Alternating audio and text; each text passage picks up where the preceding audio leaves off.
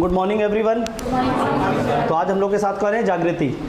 ठीक है, जानते हैं आधे लोग तो इनको पहले से ही, कुछ लोग साथ में भी पढ़े हैं, साथ में क्लास भी बैठे हैं यहाँ पे। और जागृति को अभी नायब तहसीलदार का पोस्ट मिला है इस बार की CGPSC में। ठीक है, तो यहाँ पर जागृति अपने बारे में कुछ आप लोगों से शेयर करेंगी, एग्ज़ाम्स के रिगार्डिंग शेयर करेंगी, और सबसे इम्पॉर्टेंट एस्पेक्ट कि कैसे अपने आप को कंटिन्यूटी में बनाए रखना होता है।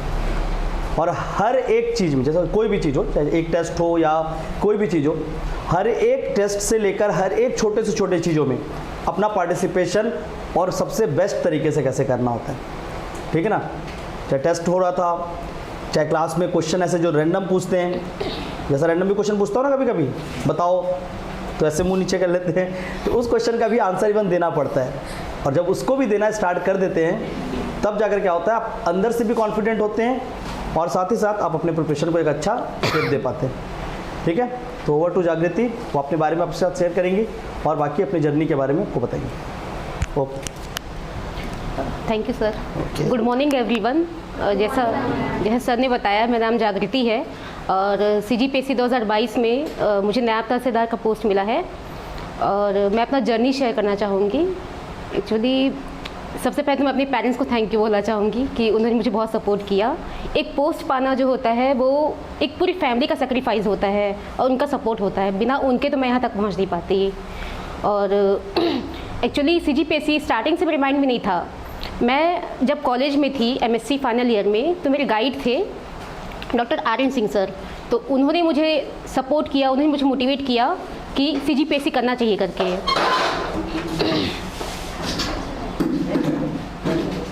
फिर 2020 लॉकडाउन आ गया, उसमें तो मैंने ऐसे ही टाइम पास किया अपना पूरा। फिर लॉकडाउन ख़त्म हुआ और कोचिंग चालू हुए, स्कूल्स चालू हुए। फिर मैंने सोचा कि हाँ करना चाहिए, तैयारी करना चाहिए। फिर मैंने कोचिंग खोजा यहाँ पे और YouTube पे मैं गई और मुझे बिलासपुर IAS अकेडमी का चैनल मिला। मैंने सर का वीडियो देखा, सबसे पहला वीडियो था बुक लिस्ट वाला। मैं देखी, मैं काफ़ी इम्प्रेस हुई इनसे। फिर मैंने उनका नंबर देखा, वहाँ से निकाला, कॉल की और सर से मिली नेक्स्ट दिन। और मेरे भैया साथ में थे। जो भी इंटरेक्शन था सर का पहला वाला मेरे भैया से ही था, मैंने कुछ बात नहीं किया सर से। पूरा मेरे भैया बहुत इंटरेक्ट किए, बहुत क्वेश्चंस किए, उनको बहुत डाउट था सर के ऊपर में। उसके बाद फिर जब बाहर निकले, मेरे भैया बोले कि कोचिंग के लिए बेस्ट है तो यहाँ कर, और सर पे मुझे भरोसा है बोले वो। फिर मैंने कोचिंग ज्वाइन किया। मैं कहीं डेमो के लिए नहीं गई, कहीं किसी क्लास में कहीं कुछ पता नहीं किया। मैं सीधा यहाँ आई, यहाँ एडमिशन ली, यहाँ बैठी और फर्स्ट क्लास मुझे बहुत मज़ा आया, लिटरली मुझे बहुत मज़ा आया।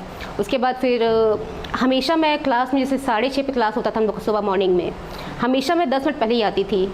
हमेशा पढ़ने में इतना मज़ा आता था, मैं हमेशा इस बेंच पे बैठती थी, ऑलवेज़ हमेशा यहाँ बैठती थी मैं। एकदम सामने में सर को देखना, सर को एनर्जी फील करना।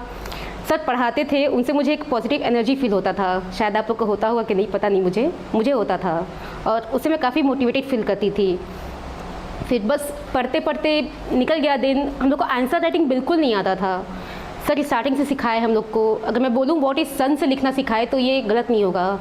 सर पूरा एकदम बेसिक से सिखाए हम लोग को। हम लोग स्टार्टिंग में इतना लेम आंसर लिखते थे कि मतलब हंसते आप लोग उसको देखोगे तो कि क्या लिखे हैं, लेकिन सर इतना मोटिवेट करते थे हम लोग को कि नहीं बहुत अच्छा लिखे हो, बहुत बहुत अच्छा लिखे हो। और वो वर्ड हमारे लिए बहुत बहुत मायने रखता था और बस हम लोग सीखते गए। जब मैं आई थी मुझे CGPSC का कुछ भी नहीं पता था। बस पता था प्री होता है, मेंस होता है, इंटरव्यू होता है, उसके सिवा कुछ नहीं पता था। कितने पेपर्स होते हैं, कितना पढ़ना पड़ता है, कितना मेहनत चाहिए, कुछ नहीं। और सर आए, इतना स्मूथली ले गए सब चीज़ों को कि मतलब लगा ही नहीं कि इतना टफ होता है एग्ज़ाम। उनका पढ़ाने का तरीका ही एकदम अलग ही था। मतलब बहुत आसान कर दिए सब चीज़ों को वो हम लोग के लिए। फर्स्ट ईयर में बहुत मेहनत की थी, बहुत पढ़ी थी और जब एग्ज़ाम आया प्री का, शायद वो 2 घंटे में अपने को हैंडल नहीं कर पाई और प्री मेरा नहीं निकला उस साल और मैं बहुत ज़्यादा डिप्रेशन पहुंच गई थी। और जिस दिन रिज़ल्ट आया उस दिन मतलब पता था कहीं ना कहीं कि निकलेगा नहीं, एग्ज़ाम मेरा अच्छा नहीं गया था, लेकिन एक उम्मीद होता है थोड़ा सा कि हाँ शायद निकल जाता, लेकिन निकला नहीं। तो बहुत दुखी थी। सर मुझे मैसेज किए थे शाम में कि कैसी हो करके। मैं सर को बोली कि सर आप भी तो एग्ज़ाम दिए थे UPSC का और इंटरव्यू तक पहुँचे थे। तो जब आपका सिलेक्शन नहीं हुआ तो कैसे आप अपने आप को उससे ओवरकम किए, कैसे आगे बढ़े? तो सर मुझे बोले थे कि करना पड़ता है वो चीज़ें, अगर सक्सेस चाहिए लाइफ में तो वो उससे ओवरकम होना पड़ता है। और सर मुझे बोले कि मेरा रिज़ल्ट आया था, मैं देखा कि नहीं निकला है, लेकिन नेक्स्ट दिन मैं लाइब्रेरी में बैठा था और मैं पढ़ रहा था। तो मैं सोची कि बहुत हिम्मत चाहिए इस चीज़ के लिए, बहुत ज़्यादा हिम्मत चाहिए। और फिर मैं कोशिश की अपने आप को ओवरकम करने के लिए, और सर काफ़ी सपोर्ट किए मेरा उसमें। उसके बाद मुझे sir mains answer writing batch join करवाए थे, जो 2 मंथ का होता है, और मैं नहीं करना चाह रही थी, लेकिन सर को शायद पता था कि शायद ये अकेले अपने को मैनेज नहीं कर पाएगी, तो मुझे वो फोर्स किए ज्वाइन करने के लिए, और मैं हर टेस्ट लिखी। भले मैं उस साल मेंस नहीं लिख रही थी, लेकिन मैंने हर एक टेस्ट लिखा और पढ़ के लिखा पूरा। इवन जो मॉक टेस्ट हुआ था 7 पेपर का 4 दिन का, मैं पूरा उसको अटेम्प्ट की थी। दुख था अंदर में कि मैं काश मैं लिखती मेंस, लेकिन नहीं हो पाया। ठीक है, उसके बाद फिर सर मुझे काफ़ी सपोर्ट किए थे उस चीज़ में निकालने के लिए, मुझे उस डिप्रेशन से बाहर। उसके बाद फिर मैं एनालाइज़ की अपने आप को कि कहाँ मुझसे गलती हुआ, जब मैं इतना मेहनत की थी तो क्यों मेरे से प्री नहीं निकला। और फिर मैं देखी और मुझे लगा कि शायद वो जो प्रेशर था 2 घंटे का, उसको मैं हैंडल नहीं कर पाई। पिछले साल मैंने टेस्ट उतने अच्छे से नहीं दिया था प्री का, क्योंकि टाइमिंग का मुझे इशू हो रहा था। शाम को टेस्ट होता था, मुझे घर जाना होता था, तो टाइमिंग का इशू था। तो मैं टेस्ट को ले जाती थी, पेपर घर में सॉल्व करती थी, लेकिन शायद उस चीज़ का इम्पैक्ट मुझे उतना नहीं मिला, क्योंकि जो प्रेशर वहाँ पे बैठ के हम लोग हैंडल करते हैं वो मैं नहीं कर पाई थी, और उस चीज़ से मैं मतलब यूज़ तो नहीं हो पाई थी। तो उस चीज़ को मैं सोची और मेरे को लगा कि हाँ, शायद मैंने यहाँ गलती किया है और मैंने प्रेशर हैंडल नहीं कर पाया वहाँ पे 2 घंटे का। शायद मेरा एग्ज़ाम निकल गया होता उस साल। उसके बाद फिर मैं फिर से लगी पढ़ाई में। सर बहुत मोटिवेट किए थे कि करो करके, फिर से लगी। मैं फिर से जो मेंस का लॉन्ग टर्म बैच होता है उसको ज्वाइन की और मैं लाइब्रेरी ज्वाइन किया। लाइब्रेरी में आती थी सुबह 8:30 बजे, तब से मैं पढ़ती थी। शाम को क्लास होता, मैं क्लास आती थी, घर जाती, खाती थी, सोती थी, वही रूटीन होता था डेली का मेरा। संडे को टेस्ट होता था, टेस्ट देती थी। मॉर्निंग में हम लोग का प्री का टेस्ट होता था, इवनिंग में मेंस का होता था। मैंने हर टेस्ट लिखा है, हर टेस्ट पढ़ के लिखती थी। कंप्लीट मैं अपने आप से करती थी, दूसरों से मैं उतना कंप्लीट नहीं करती थी। मैं अपने आप को सोचती थी मैं कैसे इंप्रूव कर सकती हूँ, कैसे अपना नेगेटिव कम कर सकती हूँ। ऑब्जेक्टिव में मोस्टली होता है कि हर किसी का एक पैटर्न होता है। अब जितना टेस्ट लिखोगे, जितना टेस्ट दोगे, उतना ही समझ आएगा कि आपका पैटर्न क्या है, और उस पैटर्न में स्टिक रहना पड़ता है। तो मैं जब टेस्ट दे रही थी तो मुझे समझ आया कि नेगेटिव मैं उतना कम नहीं कर पा रही हूँ। नेगेटिव में से होता ही था, नहीं तो कम से कम 20 में नेगेटिव में करती थी। कोशिश की मैं उसको मिनिमाइज़ करने का, लेकिन उतना नहीं कर पाई। तो मैंने अपना अटेम्प्ट बढ़ाया और मैं देखी कि उससे मेरे को फ़ायदा हुआ है। तो सबका एक अपना पैटर्न होता है ऑब्जेक्टिव सॉल्व करने का। फिर प्री में हम लोग बहुत मेहनत किए थे, बहुत पढ़े। फिर प्री आया, उसके बाद फिर से वही माहौल कि अब फिर से वही एग्ज़ाम है। लेकिन इस बार मुझे उतना प्रेशर फील नहीं हुआ, पता नहीं क्यों। शायद मैं बहुत टेस्ट लिखी थी, बहुत टेस्ट दी थी, तो उस प्रेशर को मैं हैंडल करना सीख गई थी, तो मुझे उतना प्रेशर फील नहीं हुआ था। और फिर सर ने स्ट्रैटेजी बताया कि कैसे अपने आप को लेके जाना है, 2-3 महीने कैसे फॉलो करना है, टाइम टेबल कैसे फॉलो करना है। मैंने हर चीज़ फॉलो किया। सर बोले थे कि एग्ज़ाम से पहले जो है, मतलब एग्ज़ाम टाइम पे रात में कभी भी लाइट बंद करके मत सोना, लाइट ऑन करके सोना, ठीक। और बुक को हमेशा अपने तकिए के बगल में रखना कि तुम उठो और देखो कि हाँ, मतलब वो सब माइंड का गेम होता है, वो साइकोलॉजी है कि हमको नींद आता है, जब दिखता है अंधेरा है तो हम सोचते हैं कि हाँ अंधेरा, ये सो जाते हैं। लेकिन लाइट ऑन रहता है तो लगता है कि हाँ सुबह हो गया है। तो सर बोलते थे लाइट ऑन करना, जैसे ही उठोगे बुक निकालो, पढ़ो बुक को, पूरा नींद ख़त्म हो जाएगा। और ये हुआ है, ये मैं फॉलो की थी।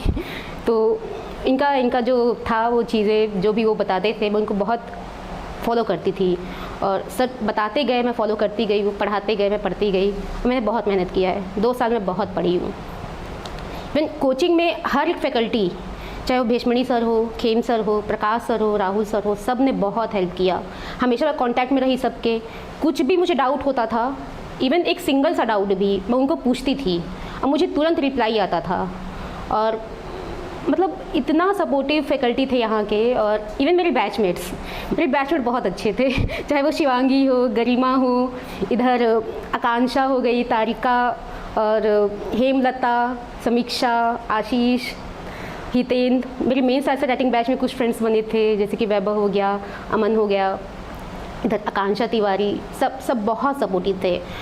कहीं भी मुझे डाउट होता, कुछ भी क्वेश्चन अगर मैं नहीं लिख पाती थी, होता है कभी कि हम उस हद तक नहीं सोच पाते हैं कि कोई दूसरा वहाँ तक सोच लेता है, हम डिस्कस करते थे। डिस्कशन से इतना फ़ायदा हुआ हम लोगों को कि मतलब काफ़ी हम लोग का आंसर्स इम्प्रूव हुए। और फिर हर पेपर को कैसे लेके जाना है वो पंकज सर बताते थे हम लोग को। इवन ऐसे जिसको सब बहुत टफ समझते हैं, ऐसे की तैयारी हमको इतनी स्मूथली हुई है यहाँ पे, मतलब जो भी टॉपिक अभी आया था मेंस में सब टॉपिक कवर हुआ है यहाँ पे।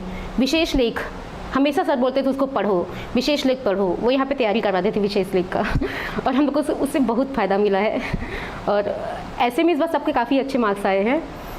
और पेपर 7 जिसको सब बहुत टफ बोलते हैं, उसका पार्ट 2 वो भी बहुत टफ है, इंटरनेशनल अफेयर्स। उसको सर इतना आसानी से पढ़ा गया हम लोगों को, मतलब लगा ही नहीं कि इतना टफ पेपर होता है करके। सब बोलते हैं CGPSC बहुत टफ होता है, बहुत टफ होता है, निकालना बहुत मुश्किल होता है, लेकिन इस 2 साल के जर्नी में उतना टफ नहीं लगा हम लोग को। बहुत स्मूथली हम लोग चले गए। बस सर पका के देते थे हम लोग को कि ये पढ़ना है, ये पढ़ना है, इसको मत पढ़ो, ये काम का नहीं है। हम बस पढ़ते गए, बस हो गया क्वालिफाई हो गया वो चीज़। और मैं बोलूँ तो सर बोलते थे कि हमेशा मैं तुम्हारे पीछे खड़ा हूँ, तुम्हारे पीछे खड़ा रहूँगा, जब भी तुम रहोगे मैं सपोर्ट करूँगा। लेकिन सर साथ में आप खड़े होंगे ज़्यादा मज़ा आएगा। और सर ना हम लोग को बोलते थे कि अगर तुम लोग पास हो गए तो मैं पास हो जाऊँगा। और लिटरली मैं चाहती थी कि एक दिन सर हम लोग पे प्राउड करें, और शायद वो दिन आ गया है। हर कोई क्वेश्चन था आप लोग को?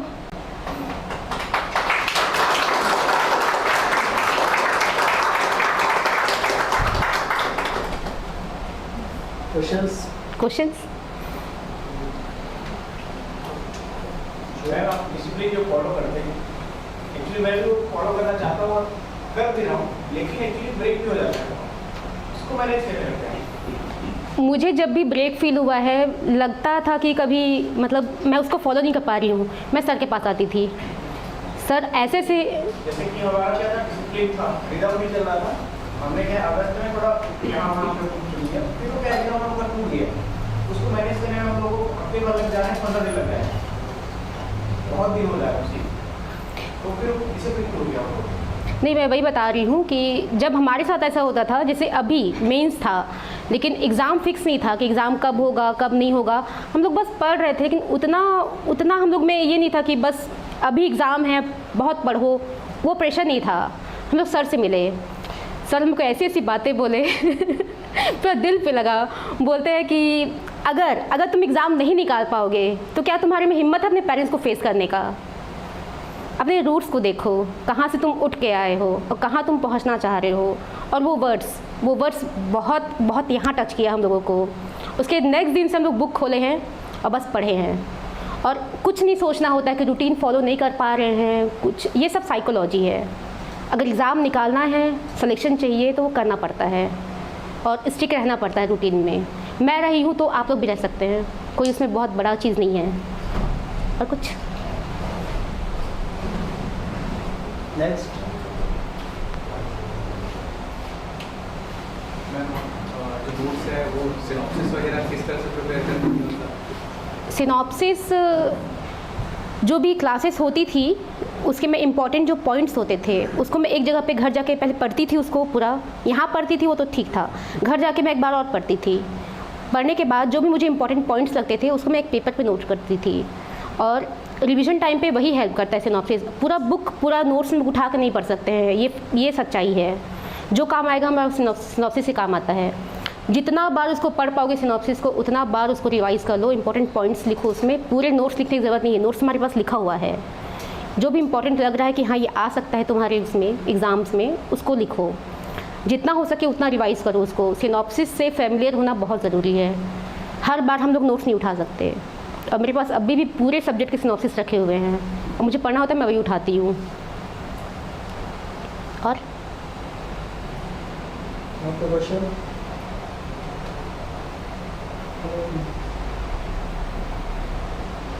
जैसे प्री के लिए जैसे 3 से 4 मंथ अभी बचा हुआ है, हाँ। तो कौन कौन से सब्जेक्ट में ज़्यादा फोकस करना चाहिए, कौन कौन से में जैसे ऐसा है कि थोड़ा कम भी फोकस करेंगे तो चल जाएगा?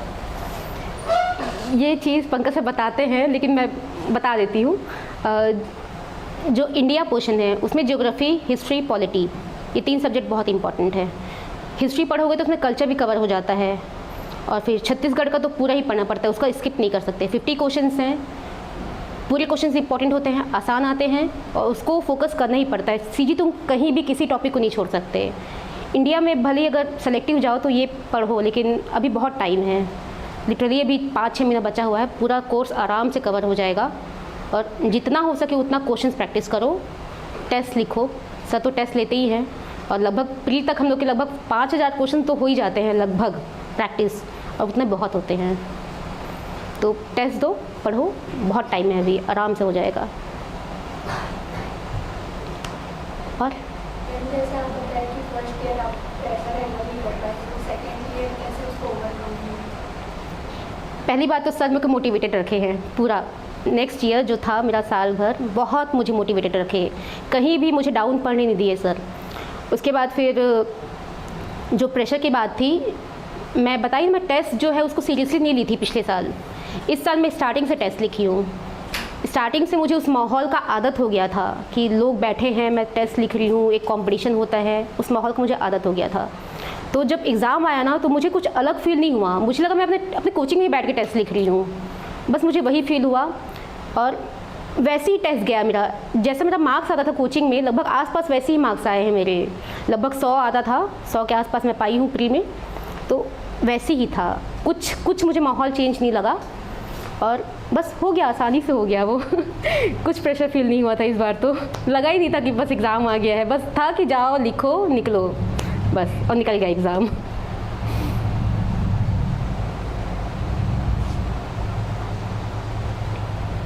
कोई और? मैम सक्सेसफुल और मेरे को साथ डिले हुए तो घर से शादी का प्रेशर नहीं आया? नहीं, मेरे पेरेंट्स बहुत सपोर्टिव हैं। रिश्ते आते थे, लेकिन मेरे पापा कभी उसको मेरे तक पहुंचने नहीं दिए। वो स्टार्टिंग से मना करते थे, नहीं मेरी बेटी पढ़ रही है, अभी इसको पढ़ने दो, उसको सेटल होना है, घर के काम काज नहीं कर पाती है वो। इसके लिए पढ़ाई बहुत ज़रूरी है, बस वही था। मेरे पापा नहीं आने दिए मेरे तक रिश्ता विश्ता कुछ। इवन अभी तक मुझे शादी का प्रेशर नहीं आया है। मैम आपकी हॉबी क्या है जो आपने इंटरव्यू में बताया? मैंने लिखा था बिल्ली पालना।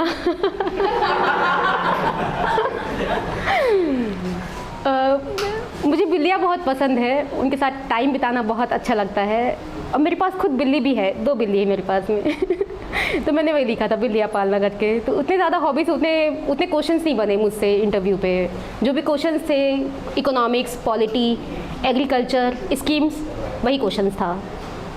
बाकी हॉबीज़ उतना क्वेश्चन मुझसे नहीं पूछा गया, क्योंकि शायद उतना यूनिक हॉबी नहीं था मेरा, हो सकता है। दोस्त ऐसे मिल जाते हैं टाइम पास कुछ ज़्यादा ही करा देते हैं, उनको कैसे कट आउट करना चाहिए? तुम्हारा फ्यूचर है, तुमको अपना फ्यूचर देखना पड़ेगा। दोस्ती यारी क्या है? मैं 2 साल तक अपने किसी भी दोस्त के कांटेक्ट में नहीं थी, सबको पता था कि मैं पढ़ रही हूँ, कोई मुझे डिस्टर्ब नहीं किया। लेकिन जब मैं रिज़ल्ट आया, मैं सिलेक्शन हुआ, एक भी ऐसा फ्रेंड नहीं होगा मेरे कॉलेज का, ये स्कूल का, जिसने मुझे विश नहीं किया है। कॉल, मैसेज, सब फ्रेंड्स समझते हैं। जो तुमको सीरियसली लेगा, समझेगा तुम तैयारी कर रहे हो, वो तुमको कभी डिस्टर्ब नहीं करेगा, और वो तुम्हारा साथ देगा तैयारी में। और वही रियल मायने में फ्रेंड्स होते हैं। जो तुमको डिस्टर्ब किया, जा रहे तुम पढ़ रहे हो, डिस्टर्ब किया, तो क्या मतलब ऐसे दोस्ती का?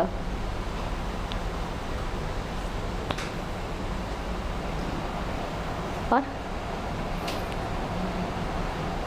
इंटरव्यू एक्सपीरियंस मॉक और रियल इंटरव्यू में क्या डिफरेंस? उतना खास डिफरेंस नहीं था। मॉक तो बहुत हेल्प किया मेरी, एक्चुअली कॉन्फिडेंस मेरे में बिल्कुल नहीं था। पहला मॉक तो मेरा बहुत गंदा गया है, जिसे बोलते हैं बहुत ही गंदा गया था। फिर सेकंड मॉक में थोड़ा सा कॉन्फिडेंस आया मेरे अंदर में कि चलो ठीक है। उसके बाद जब मैं गई वहाँ पे इंटरव्यू के लिए, मेरा पैनल जो था वो सोनवानी सर का पैनल था। सेकंड नंबर पे मेरा था, फर्स्ट में एक लड़के का था, उसके जस्ट बाद मेरा था। सबसे पहले तो सोनवानी सर का नाम सुन के हम लोग थोड़ा सा घबरा गए, फिर संभाले कि नहीं यार, पंकज सर बोलते हैं बस थोड़ा सा है समय, बस झेल लो, उसके बाद फिर देख लेंगे जो होगा। अब यहाँ तक पहुँची थी तो कुछ तो था कि मैं यहाँ तक पहुँची हूँ, प्री निकाली, मेंस निकाली, नॉलेज था। अब वो इंटरव्यू था तो अब उसको करना ही था कैसे भी करके। अब गई मैं अंदर, अब सर लोग बैठे हुए थे उनका पहला ही क्वेश्चन मेरे से था कि अपने नाम का अर्थ बता दो। बताई मैं, मुझसे स्कीम से क्वेश्चन किए, उसके बाद फिर कुछ मेरे फील्ड से क्वेश्चन हुआ। मुझसे सबसे टफ क्वेश्चन मुझे लगा कि मुझसे पूछा गया कि IGKV से तुम पढ़ी हो। मैंने कहा हाँ मैम थी एक, वो पूछी, बोलते हैं IGKV से अभी तक कितने पेटेंट मिले हैं IGKV को, और क्या क्या रिसर्च हुआ है अभी तक वो बता दो। पेटेंट मैंने कभी नहीं सुना था कि कौन कौन सा पेटेंट मिला है। रिसर्च के बारे में मुझे पता था, तो मैंने रिसर्च बताया कि मैम ये रिसर्च वहाँ हो रहा है, इतना हुआ है, कुछ वैराइटीज़ वहाँ से रिलीज़ हुई हैं। मैंने उनका नाम बताया। फिर मैं बहुत पोलाइटली बोली कि मैम मुझे पेटेंट का आइडिया नहीं है। तो मैं बोली मैम पेटेंट का आइडिया नहीं है, सॉरी मैम बोल के मैं शांति से वहाँ से निकल गई। जो आंसर्स नहीं आता है ना, वहाँ पोलाइटली सॉरी बोल के ना निकल जाना ही आसान होता है, क्योंकि अगर तुम आंसर्स दोगे वहाँ से फिर वो वर्ड्स खोजेंगे। और पहली बात तो ब्लफ नहीं करना चाहिए उन लोगों को, उन लोग बहुत एक्सपीरियंस होते हैं, उनको ब्लफ करना समझ आते हैं कि ब्लफ कर रहे हैं बोल के।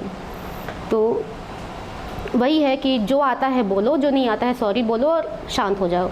वो लोग नेक्स्ट क्वेश्चन पूछेंगे। क्वेश्चन बहुत सारे आते हैं, इवन मॉक में भी सर बहुत सारे क्वेश्चन पूछते थे, बहुत सारे मैं बता नहीं पाती थी कुछ का मैंने आंसर दिया है, कुछ का नहीं दिया है। तो बस वही है, इंटरव्यू हो जाता है बस। अब तो मार्क्स भी कम हो गए हैं इंटरव्यू के इंटरव्यू में लैंग्वेज मैटर करता है? नहीं, कोई फॉर्मल हो तुम, बस फॉर्मल चाहिए, फॉर्मेलिटी चाहिए। मतलब ऐसा नहीं कि कैजुअली हम टॉक कर रहे हैं जैसे दोस्त यार से बात करते हैं, वैसा नहीं, क्योंकि वो बहुत एक्सपीरियंस होते हैं ना, उनसे हम लोग को फॉर्मली बात करना होता है। और बाकी हिंदी इंग्लिश कुछ भी यूज़ करो, बस ऐसा लैंग्वेज यूज़ हो कि उनको समझ आए और तुम कंफर्टेबल हो उसमें, बस।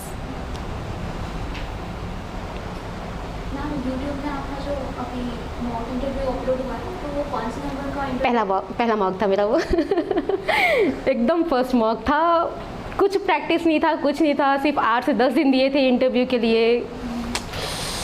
ठीक है, हो गया वो। फर्स्ट मॉक में और सेकंड मॉक में क्या डिफरेंस आपने देखा? फर्स्ट मॉक में मेरे अंदर बिल्कुल कॉन्फिडेंस नहीं था, मैं बोल नहीं पा रही थी वहाँ पे कैसे बैठना है, एक कर्टिसी होता है उसको मैं फॉलो नहीं की, मैं आके शायद विश नहीं की थी मैंने सर लोग को वहाँ पे।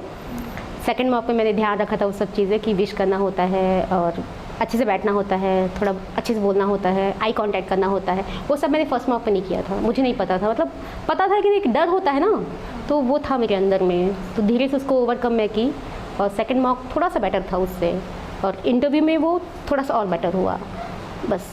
तो मॉक काफ़ी हेल्प करता है इस चीज़ में। और कोई क्वेश्चन?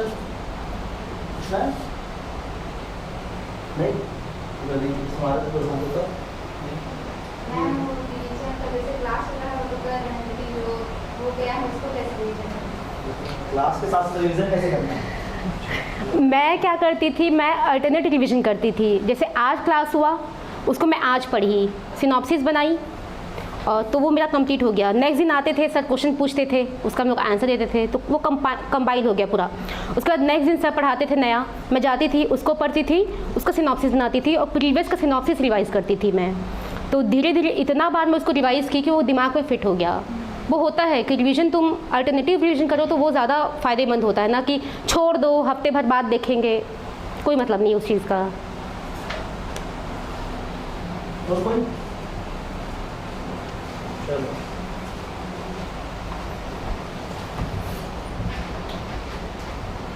ओके।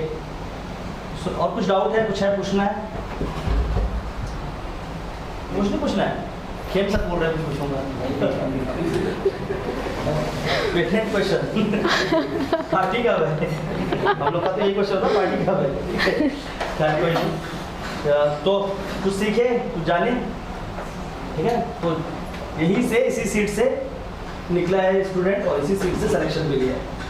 डिपेंड ये करता है आपका एटीट्यूड कैसा है एग्जाम के लिए, ठीक है। उनका एटीट्यूड सही था एग्जाम के प्रति, एक्शन भी सही थे, ये दोनों चीज़ जिसने सही रखा डेफिनेटली उसका हो जाएगा, ठीक है। एटीट्यूड और एक्शन और थर्ड थे इंटेंशन, ये तीनों चीज़ों को करेक्ट कर लो लाइफ में, और ये तीनों चीज़ को सिर्फ लेके चलना है। अभी एक चीज़ मैंने सर मॉर्निंग क्लास में बोला था, अभी इन्होंने भी बोला, ये रूटीन फॉलो करना नहीं होता, करना पड़ता है ना। बहाने दिया जा सकते हैं पर देना नहीं। तो सुबह आके मेरे को सर मेरे शरीर में बहुत दर्द है, किसके में नहीं है, ठीक है ना। बिल्कुल रात को नींद नहीं आती, किसको आती है, पर सोना पड़ता है और दर्द के आगे बढ़ना पड़ता है। क्लियर है, ठीक है ना। खेम सर बैठे पीछे, मेंस लिखा था एक्सीडेंट होने के बाद, अनकॉन्शियस हो गए थे, मेंस लिखे थे और निकाले भी थे और इवन इंटरव्यू तक भी वहाँ पर गए थे, और 0.5 मार्क्स, ठीक है ना। तो यहाँ है वो लोग जो इस चीज़ के बहुत बड़े एग्जाम्पल हैं। क्लियर ना। तो आपको हर एक पल पे इस चीज़ों को समझना पड़ता है कि आप जो कर रहे हो वो आपके जीवन को कितना बेहतर बनाएगा। आपका रूट क्या है, जो उन्होंने बताया, मैंने उनको यही कहा कि रूट क्या है ये देख लो, किस परिस्थिति से आप बड़े हुए, आज माँ बाप आपके लिए कितना संघर्ष करते हैं, आपको ये अपॉर्चुनिटी मिला है और क्या ये अपॉर्चुनिटी आपकी लाइफ से चला गया, अगर आपने 1-2 साल में नहीं किया तो क्या अपने आप को माफ़ कर पाओगे। और जब ये तीनों चीज़ को दिमाग में रखोगे रोज, तो डेली पढ़ाई अपने आप, ठीक है ना। तो बी वेरी पॉजिटिव, अपना एटीट्यूड को सही रखना है और सही डायरेक्शन पे हमको मूव करते रहना है, ठीक है ना। और बाकी लोग यहाँ पर हैं मौजूद, मैं हूँ, खेम सर है, देशवाड़ी सर है, अभी तुम लोग नहीं, विनोद सर आज यहाँ पर मौजूद नहीं है, राहुल है। आप किसी से भी जाकर सिर्फ वो क्या कर सकते हैं, कॉन्टेक्ट कर सकते हैं। And as a part of our culture of Bilaspura इस अकेडमी कि आपको जागृति से भी कुछ जानना हो कभी भी किसी भी तरीके से, तो वो भी अवेलेबल हो, ठीक है ना। कभी मना करते तो बताना, ठीक है कि नहीं मैं नहीं बताऊंगी तो हम लोगों को बताना, डेफिनेटली उससे पूछकर जो भी आपको डाउट होता है, इवन इन पर्सन भी, तो उसके लिए भी हम लोग आपको यहाँ से कंप्लीटली गाइड करेंगे, ठीक है। चाहे उनसे आपको गाइडेंस देना हो चाहे हमसे देना हो, हमेशा यहाँ पर अवेलेबल होंगे, ठीक है। तो I want you all clap for जागृति।